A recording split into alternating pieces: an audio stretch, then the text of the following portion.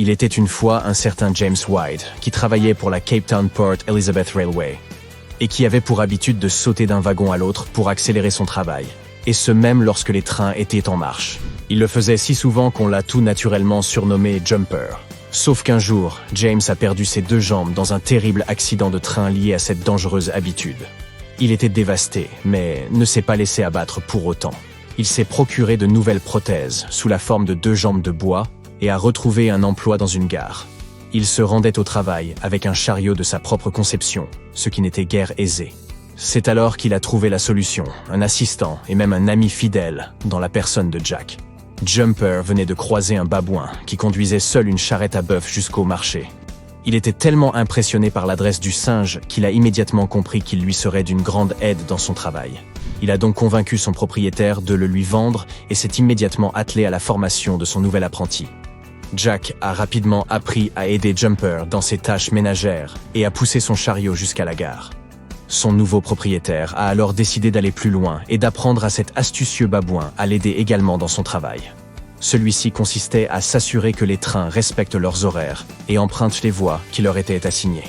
Un train en approche l'avertissait par un certain nombre de coups de sifflet, et la tâche de James était d'écouter attentivement et de changer d'aiguillage en tirant sur le bon levier. Jack s'est avéré être un très bon élève. Tout d'abord, il a appris à tirer le bon levier lorsque son propriétaire lui en montrait le chiffre avec ses doigts. Ensuite, il a appris à reconnaître les différents sifflets et à faire le travail lui-même. Il participait également à l'entretien du jardin de la gare.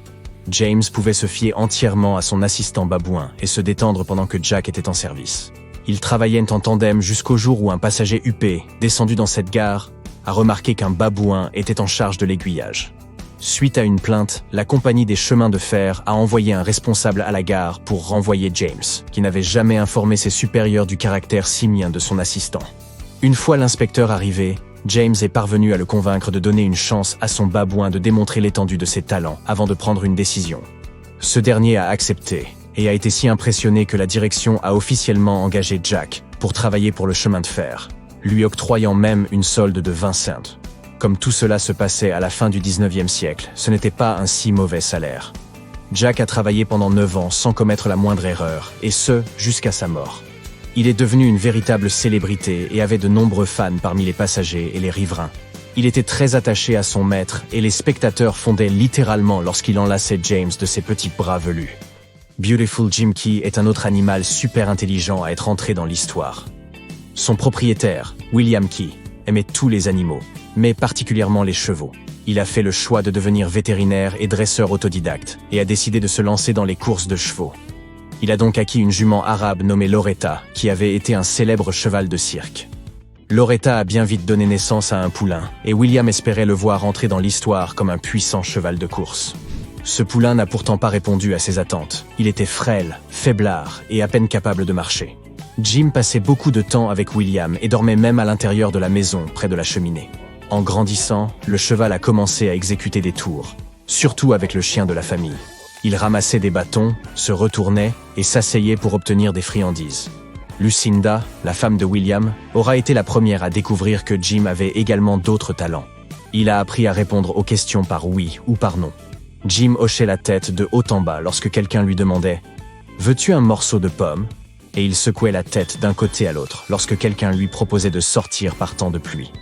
William a commencé à former Jim et l'a aidé à maîtriser l'alphabet, à épeler de petits mots et à compter.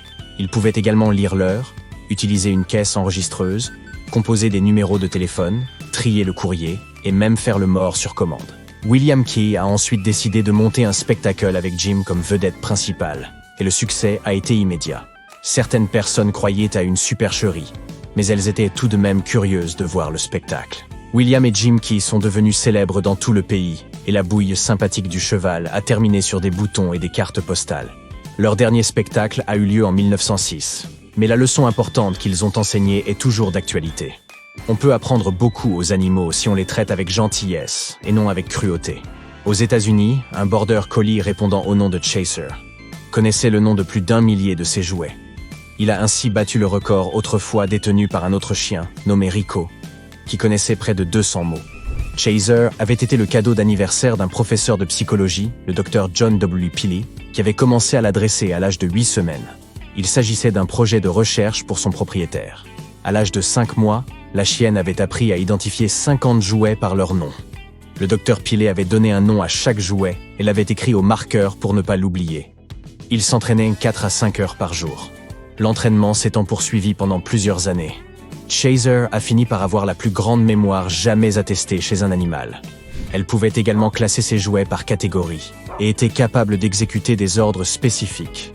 Elle touchait une certaine balle avec sa patte ou allait chercher le frisbee que ses maîtres lui indiquaient. Chaser le faisait sans la promesse de la moindre friandise. Elle appréciait tout simplement l'expérience. Les éléphants sont connus pour être des animaux extrêmement intelligents, dotés d'un énorme cerveau et d'une immense mémoire, et même capables d'empathie. Kaushik est un éléphant indien mâle né en 1990 et vivant dans un zoo de Corée du Sud. Il est devenu célèbre lorsque quelqu'un l'a filmé en train de parler. À vrai dire, il imite les mots comme le font les perroquets. Mais ce n'est pas quelque chose que l'on attendrait d'un éléphant. Kaushik peut prononcer les mots coréens pour « oui », non, assis, couché, ainsi que 4 autres mots. Il place sa trompe dans sa bouche et la secoue en expirant pour modifier le ton et la hauteur des sons qu'il produit. Si tu es de ceux qui savent siffler avec leurs doigts dans la bouche, c'est un peu la même chose. Les chercheurs ne savent pas si Kaushik comprend réellement le sens des mots qu'il connaît. Ils pensent qu'il a dû apprendre à parler ainsi parce qu'il a été séparé de ses congénères à l'âge de 5 ans et qu'il lui a bien fallu faire face à la solitude d'une manière ou d'une autre. Coco le gorille est devenue une star internationale en maîtrisant la langue des signes. Elle en connaissait plus de 1000 et était capable de comprendre près de 2000 mots d'anglais. Elle a fait 2 fois la couverture du magazine National Geographic.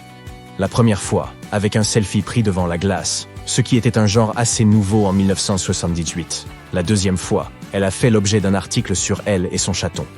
Coco est née au zoo de San Francisco en 1971. Un chercheur a commencé à travailler avec elle à l'âge d'1 an. Ce travail a permis aux scientifiques de conclure que les grands singes avaient des compétences linguistiques similaires à celles des enfants humains. Coco a également manifesté des émotions semblables à celles des gens. Elle avait le sens de l'humour et même un certain niveau d'espièglerie. Une fois, Coco, n'aimant pas la personne qui l'interrogeait, l'a traité de toilette en utilisant la langue des signes. Les pieuvres sont passées maîtresses dans l'art de l'évasion. Elles peuvent faire sauter les couvercles des bocaux, comprimer leur corps et s'introduire par des trous minuscules. Otto le poulpe d'Allemagne est allé plus loin encore et a appris à court-circuiter tout le système électrique de son aquarium. Les employés ne comprenaient pas ce qui se passait et ont donc décidé de passer la nuit sur place. Il se trouve qu'Otto pulvérisait de l'eau sur les lampes de 2000 watts situées au-dessus de son aquarium, grillant ainsi tout le système électrique. On aurait dit qu'il s'ennuyait pendant les longs mois d'hiver, lorsque l'aquarium était fermé. On l'a également vu jongler avec les Bernard l'ermite dans son bassin et jeter des pierres contre la vitre en tâchant de l'endommager. Futé le poulpe, tiens bon Otto.